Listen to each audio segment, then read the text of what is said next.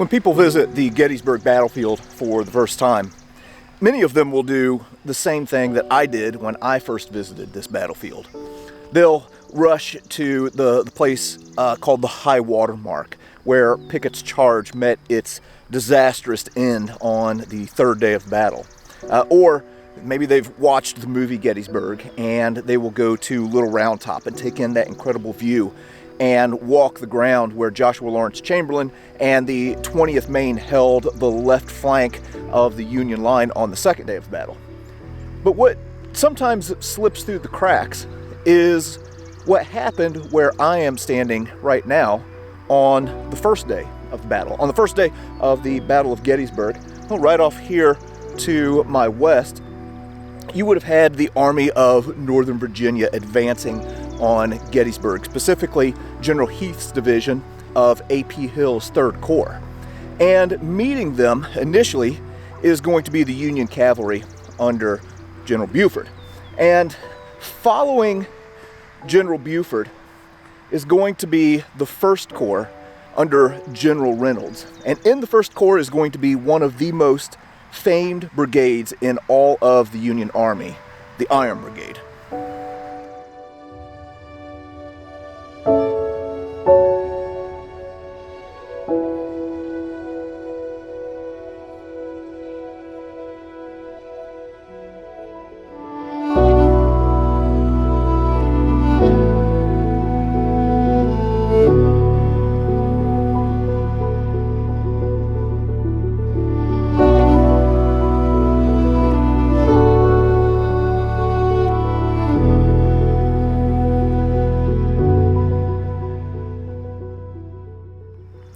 So again, we are walking the ground where fighting took place on the first day of the Battle of Gettysburg.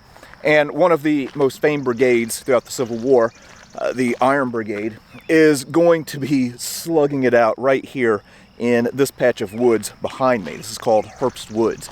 Iron Brigade was an excellent fighting unit. One of the things that really helped them out was they ended up having a pretty cool name that was given to them.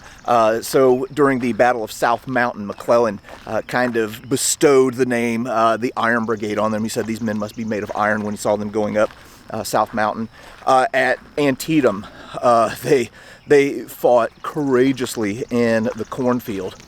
And right here at Gettysburg, they are going to face what is arguably their most formidable test.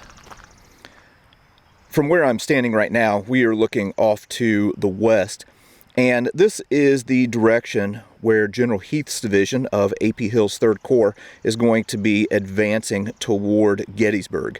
And if we were to go and walk that ground, we would see it's not flat ground. It kind of has waves and undulations, kind of like a Ruffles potato chip.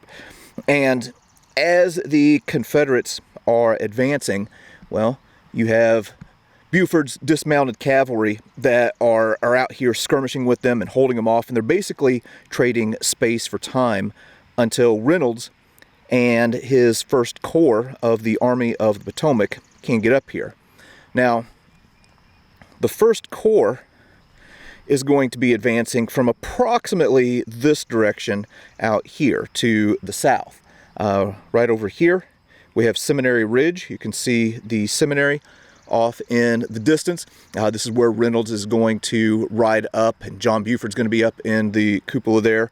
And you see it depicted in the movie where Reynolds says, hey, John, what say you? And Buford famously replies, there's the devil to pay. So Reynolds has basically been entrusted by Meade of assessing this ground and seeing if it is a place that the Army of the Potomac would want to defend. Well, Gettysburg, you have a lot of roads that are meeting in this town, so it's a road network. It's what Lee is going to be using in order to consolidate his army. And Reynolds ends up bringing his 1st Division right up here into the fight. So first is going to be Coster's Brigade, and then following them is going to be the 1st Brigade, the famed Iron Brigade. Okay, so they're going to be coming from this general direction right here. In the Iron Brigade, you have the 2nd Wisconsin, the 6th Wisconsin, the 7th Wisconsin, the 19th Indiana, and the 24th Michigan.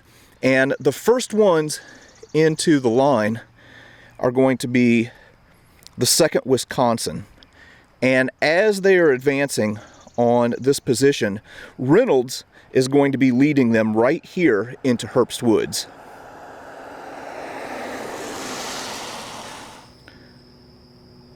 We've moved down to the edge of Herbst Woods, and when you look at the woods today, you have to realize that it doesn't quite look the same as it would have looked in July of 1863. There's a lot more undergrowth and underbrush. It's pretty thick in there. During the time, there would have been farm animals that would have been roaming this area, hogs and goats and things like that, that would have kept the underbrush kind of chewed down.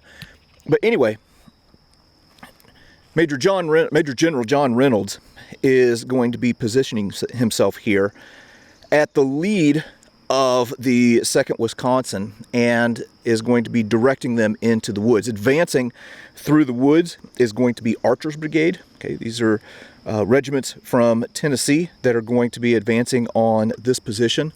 And Reynolds, says, "Forward, forward, men, drive those fellows out of the woods." And as the 2nd Wisconsin is moving in, he is going to be looking back to see who else he can get to, stem this advance of Archer's Brigade. And a bullet is going to strike him in the back of the neck. I've heard that it came out his eye and is going to kill him right here close to this spot. So here we have a monument to General Reynolds, commanding the left wing, which was the 1st, 3rd, and 11th Corps of the Army of the Potomac. Now, a few things about this, and Gettysburg nerds might get mad at me for some of this. Sometimes people say that Reynolds was taken out by a Confederate sniper or a Confederate sharpshooter. It seems like anytime someone of high rank is taken out, it has to be a sharpshooter that took him out. There was a lot of lead that was flying around here on the first morning of the battle. Decent chance it was just one of those bullets that was fired by Archer's men that struck Reynolds and killed him. And another thing, Reynolds gets a lot of praise for being a great general. I'm not taking that away from him. I agree that he was a great general. But why in the heck was he up here leading a regiment in this fight? From a leadership point of view, that's not his job. Like, he's kind of second in command of the Army of the Potomac. He had no business being up here at all. I know there's this romantic idea of generals leading from the front, but that's not a general's job. He's not getting a broad view of the battlefield from here. That if anybody is going to be leading a regiment into these woods, I mean, my gosh, there's a division commander, there's a brigade commander, there's a regimental commander, there's anybody who could have, who had the qualifications to do that job. So when Reynolds gets hit, well, he's the one who has an idea of what the battle is going to look like for the Army of the Potomac and where people are going to go. When he gets hit, every idea that he had dies with him. So in my opinion, Reynolds shouldn't have been up here. And what was going to happen next for the Iron Brigade as they go into these woods was going to be absolute hell on earth.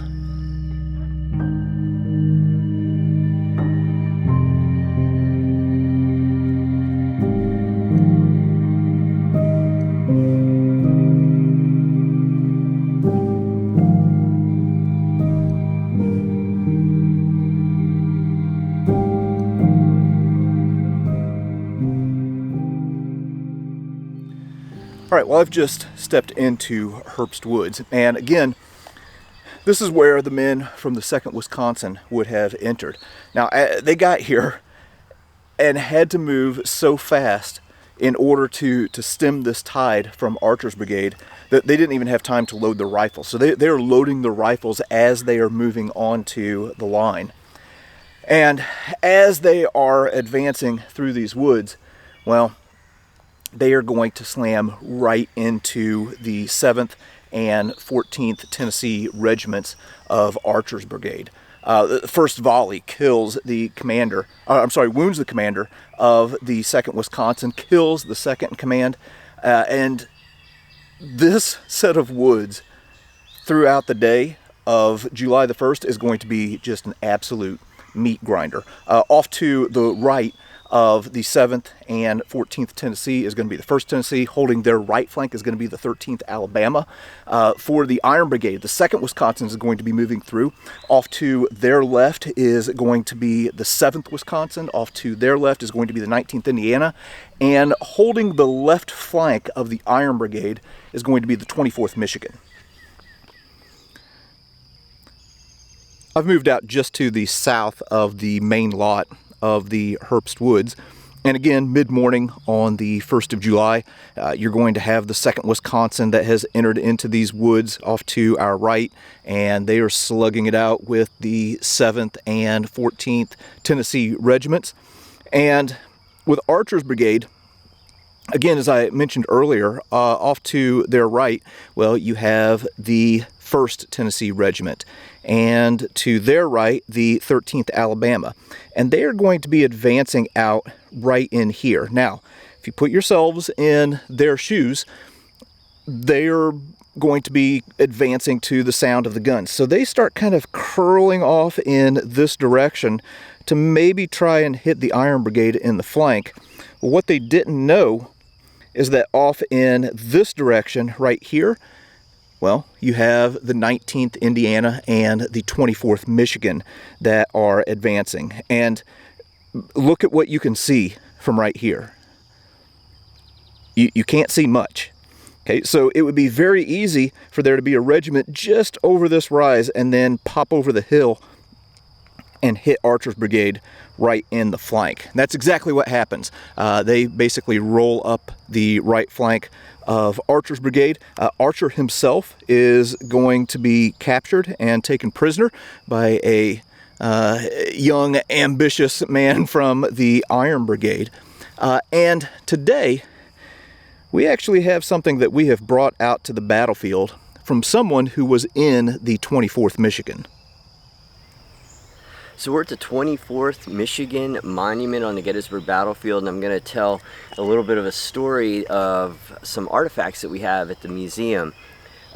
This lady whose picture I'm holding, her name is Elmira Graves, and she's very interesting because she married not only one, but two members of the 24th Michigan. And I'm going to tell the story through some of the artifacts that she saved. First, I'm going to start off, this is a canteen, a belt buckle, and a prayer book from one of her two husbands. I think they belong to different people. The Bible does have a name in it, but bottom line is we don't know who the other items belong to. One of the two men that she was married to, and I'm going to bring this out now because I can't stand it anymore. This is an original Iron Brigade black hat with the 1st Corps badge on it and the 24th Michigan numeral on there. And it's a true Civil War configuration. We don't know if it was worn here at Gettysburg, but we assume it probably was. It's pretty tattered. But I'm going to put that aside for now. I'm going to read a little bit of an account of these, how Elmira ended up marrying two different guys from the Iron Brigade. William Graves and Richard Danford Answorth, two painters and friends from New York. They both moved to Michigan in the early 1850s. One marries and has a family, and the other one remains a bachelor. They heeded the call for volunteers from President Lincoln. Their sense of duty to their country prevailed over all else, even though they were both well into their 30s. Both joined from Fort Wayne, Detroit, the birthplace of the 24th Michigan Volunteers in August of 1862. So basically this goes into a lot of detail, but Richard Danford Ainsworth ended up contracting dysentery after the Battle of Gettysburg and ended up ill, was in a hospital for a while and ended up going home, and he died in 1864. And William W. Graves, who was a musician in the 24th Michigan, I believe he was a drummer boy, he eventually married the widow of Richard Ainsworth. And so this woman was married to both men, both friends that were in the 24th Michigan. And these few artifacts that she saved are pretty extraordinary. I mean, to have a real, genuine Iron Brigade 24th Michigan hat is really incredible. And I remember when the family members called us up and said that they had these items, I was very, very excited about it. Unfortunately, we don't have a picture of the two men, but we have a picture of her. And this hat, I believe, is one of the most interesting artifacts because, you know, cloth items in generally don't survive. And especially headgear, because, you know, they get sweaty and they fall apart, and, you know, they're exposed to the weather and everything. But he saved it because the black hats, of course, were the symbol of the Iron Brigade. Just an amazing group of artifacts that we have at the Gettysburg Museum of History. I want to take a quick look here at the monument for the 24th Michigan. Now, after the morning fighting, there was a little bit of a lull in the action, and then it's going to pick up again in the afternoon. And here on the side of the monument for the 24th Michigan, it says, arriving upon the field to the south of these woods in the forenoon of July 1st, this regiment, with others of the brigade, 2nd and 7th Wisconsin and 19th Indiana, charged across the stream in front, Willoughby's Run, to the crest beyond, assisting in the capture of a large portion of Archer's Tennessee Brigade. It was then withdrawn to this position where it fought until the line was outflanked and forced back. So the 24th Michigan is going to be occupying this set of woods right here. And my goodness, if their experience is anything like what mine is right now, they weren't just fighting Confederates, but they were also fighting some mosquitoes. But after Archer's brigade had been rolled up in the morning, well, in the afternoon, another brigade in Heath's division, led by Pettigrew, is going to enter into the woods. And up against the 24th Michigan is going to be the 26th North Carolina. And these two regiments are absolutely going to destroy one another. As a matter of fact, if you look at the casualty numbers, the 24th Michigan and the 26th North Carolina have some of the most grievous losses of both sides during all 3 days of the battle. But all of that took place right here on the 1st of July of 1863. We're at the monument of the 26th North Carolina. Now that's the unit that faced off against the Iron Brigade. And I'm holding in my hand what's called a housewife. And this belonged to Major James Adams of the 26th North Carolina. And a housewife was generally made by a soldier's wife or mother. And it's a sewing kit. And they would have pads like this to put needles in, sewing needles, pouches to put buttons and thread in. But Adams's wife embroidered 26 NC on here for North Carolina and put his initials JTA on there as well. And you would roll it up and put it in your pocket. And one of the other cool little features on here is it has a little enclosure that's made out of a North Carolina button, which I think is really neat. So anyway, this was carried by Adams, and it was supposedly here at the Battle of Gettysburg. The 26th North Carolina faced off against the Iron Brigade, and they were a very hard-fought Confederate unit, and I believe they had the highest Confederate casualties of any regiment in Gettysburg.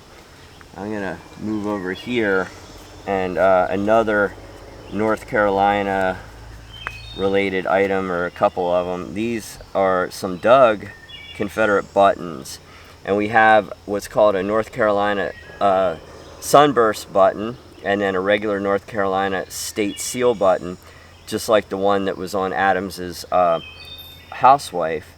And then what we have here is a VMI button. Now some of the Confederate officers who went to VMI would sometimes put as a tribute a VMI button on their uniform at some point, the top button usually or something. But these three buttons, what's unique about them, they're not just Confederate buttons, they were found in Reynolds Woods. So they were found here decades ago, back before it was illegal to relic hunt. And we're bringing them back today for the first time, I guess probably since they've been found. And one other relic I brought out, we talked a little bit about the black hat from the 24th Michigan and the Iron Brigade. What we have here is a black hat insignia from a Hardy hat, which is a black hat, and that's the side pin. Some guys used them, some guys didn't.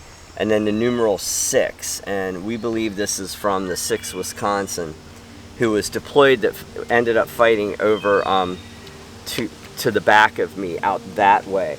They were divided. The Iron Brigade was divided into several regiments. The 6th Wisconsin was deployed over towards the railroad cut.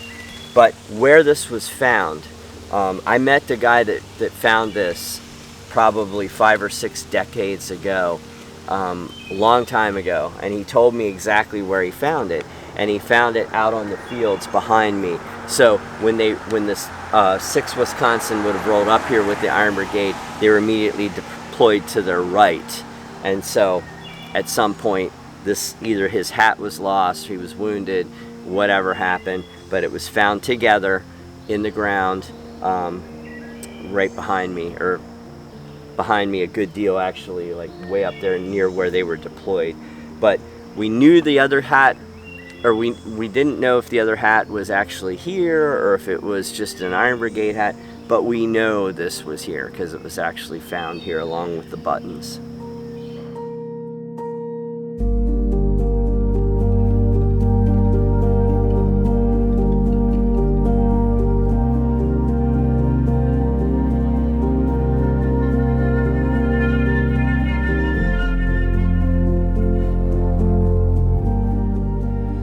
All right, now there are a few other items in this grouping, but we didn't want to bring it out on the battlefields. We're going to dodge back to the museum for just a moment and take a look at a few other items from the 24th Michigan.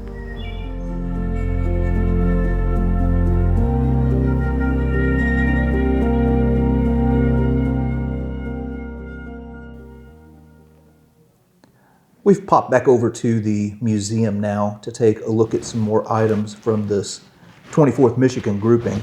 And most of the other items, which we couldn't really show out on the battlefield, are these paper items. So here in this collection, we have a lot of handwritten letters. So some of them, as we are flipping through, were written during the war. Some of them were post-war, and you'll notice the writing is just absolutely exquisite. The way people used to write was just almost artful. And something that's kind of crazy now is a lot of high school and college age students can't read this stuff. But anyway, there's a lot of paper items in here. If we keep on going, where was it? It's in here somewhere. Give me just a moment. Here is the discharge papers for the individual from the 24th. who lived through the war. And also included were some of these religious texts. So here is something called Words of Healing. So this is something that would have been issued to soldiers or may have been given as a gift. And what it is you can look right here and see this one is on subjects regarding death. And it had, like the sufferer says, "I am afraid to die.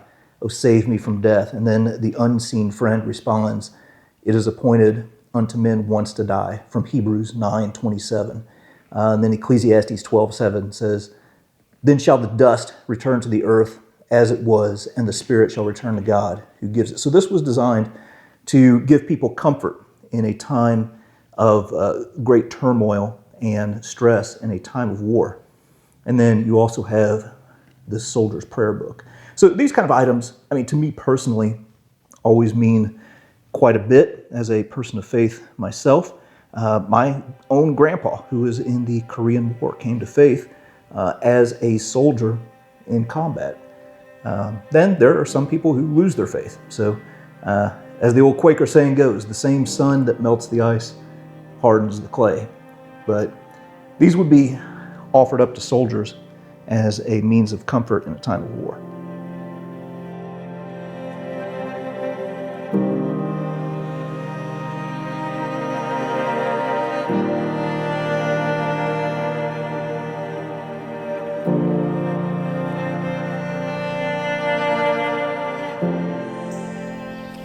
All right, well, there you go. That was just a little bit on the Iron Brigade and some of the fighting that took place right here in these woods against Heath's division in July of 1863. If you ever get a chance, come to this place, walk the ground, and then come on over to the Gettysburg Museum of History and see some of the artifacts that are connected with this famous battle.